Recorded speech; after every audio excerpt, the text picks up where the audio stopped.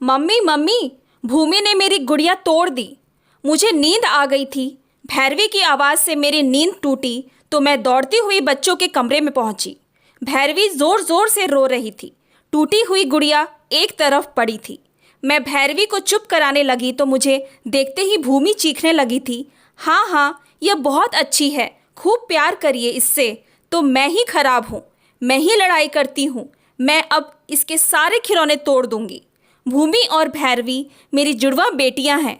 यह इनकी रोज़ की कहानी है। वैसे दोनों के बीच प्यार भी बहुत है। दोनों एक दूसरे के बिना एक पल भी नहीं रह सकती। मेरे पति ऋषभ आदर्श बेटे हैं।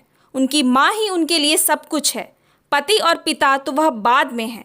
वैसे ऋषभ मुझे और मेरी बेटियों को बहुत प्यार करते हैं, परंतु तभी तक जब तक उनकी माँ प्रसन्न रहे। यदि उनके चेहरे पर एक पल को भी उदासी छा जाए तो ऋषभ क्रोधित हो उठते। तब मेरी और बेटियों की आफत आ जाती थी। शादी के कुछ दिनों बाद की बात है। माँ जी कहीं गई हुई थी, ऋषभ ऑफिस गए थे, मैं घर में अकेली थी। माँ जी और ऋषभ को सरप्राइज देने के लिए मैंने कई तरह की चीज़ें बना डाली थी, परंतु यह क्या, माँ जी ऋषभ के साथ जब घर आई तो सीधे किचन में जा पहुंची थी। फिर वहीं से जोर से चिल्लाई, ये सब बनाने को तुमसे किसने कहा था? मैं खुशी खुशी बोली, मैंने अपने मन से बनाया है। वे बड़बड़ाती हुई अपने कमरे में चली गईं और दरवाज़ा अंदर से बंद कर लिया। ऋषभ भी चुपचाप ड्राइंग रूम के सोफे पर लेटे गए थे। मैं समझ नहीं पा रही थी कि मुझसे क्या गलती हुई है। मेरी खुशी काफूर हो गई थी। ऋषभ मुझसे क्रोधित स्वर में बोले, तुमने अपने मन से खाना क्यों बनाया? मैं गुस्से से बोली, क्यों, क्या यह मेरा घर नहीं है? मैं अपनी इच्छा से खाना भी नहीं बना सकती? मेरी बात सुनकर ऋषभ जोर से चिल्लाए, नहीं, यदि तुम्हें इस घर में रहना है तो तुम्हें माँ की इच्छा अनुसार चलना होगा। यहाँ तुम्हारी मर्जी नहीं चलेगी। तुम्हें माँ से माफ़ी मांगनी पड़ेगी। मैं रो पड़ी। मैं गुस्से से उबल रही थी कि सब कुछ छोड़ छाड़ कर अपनी माँ पापा के पास चली जाऊं, लेकिन माँ पापा का उदास चेहरा आंखों के सामने आते ही मैं माँ जी के पास जाकर बोली, माँ जी मुझे माफ़ कर दीजिए, आगे से कुछ भी अपने मन से नहीं करूँगी। मैंने माँ जी के साथ समझौता कर लिया था। सभी कार्यों में उनका निर्णय सर्वोपरि रहता। मुझे कभी कभी गुस्सा बहुत आता, मगर घर में शांति बनी रहे इसीलिए खून का घूंट पीकर रह जाती। सब कुछ सुचारू रूप से चल रहा था कि अचानक हम सबके जीवन में तूफान आ गया। एक दिन मैं चक्कर खाकर गिर गई और बेहोश हो गई। डॉक्टर को बुलाया गया तो उन्होंने चेकअप करके बताया कि मैं माँ बनने वाली हूँ। वहाँ पर सभी मुझे बधाई देने लगे, मगर ऋषभ और मैं दोनों ही परेशान हो गए कि अब क्या किया जाए। तभी माँ जी ने प्रसन्नता व्यक्त करते हुए कहा, तुम्हारे बेटा नहीं था, उसी कमी को पूरा करने के लिए भगवान ने यह अवसर दिया है। माँ जी खुशी से फूली नहीं समा रही थी। वह अपने पोते के स्वागत की तैयारियों में जुट गई थी।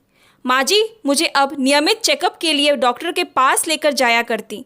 चौथे महीने मुझे कुछ परेशानी हुई तो डॉक्टर के मुंह से अल्ट्रासाउंड करते समय अचानक निकल गया कि बेटी तो पूरी तरह से ठीक है और माँ को भी ऐसा कुछ नहीं है, यह दवा 3 दिन खा लीजिए, आराम हो जाएगा। माँ जी ने डॉक्टर की बात सुन ली थी।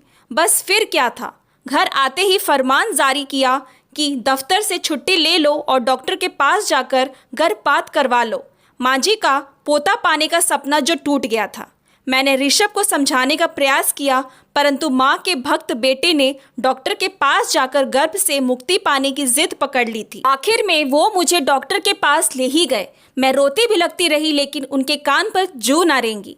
डॉक्टर बोली, आप लोगों ने आने में देर कर दी है, अब मैं गर्भपात की सलाह नहीं दे सकती।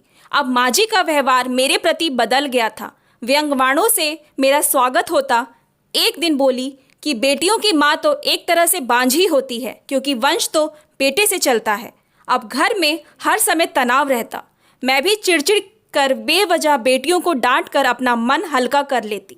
ऋषभ माँ जी के हाँ में हाँ मिलाते, मुझसे ऐसा व्यवहार करते जैसे इन सबके लिए अकेले मैं ही दोषी हूँ।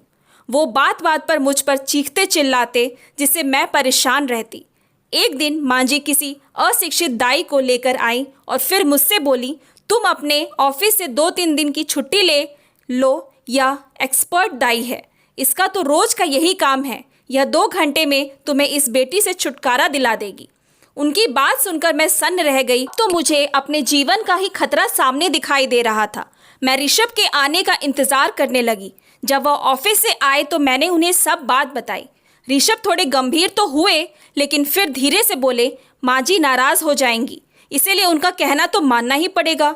इस दिन मुझे कायर ऋषभ से घृणा होने लगी। अपने दब्बूपन पर भी गुस्सा आने लगा कि वह मुखर होकर क्यों नहीं अपने पक्ष को रखती। मैं क्रोध से थर थर कांप रही थी। बिस्तर पर लेटी तो नींद कोसों दूर थी। ऋषभ बोले कि परेशान दिख रही हो, सो जाओ, सुबह सब ठीक हो जाएगा। मैं मन ही मन सोचने लगी कि ऋषभ इतने डरपोक क्यों हैं?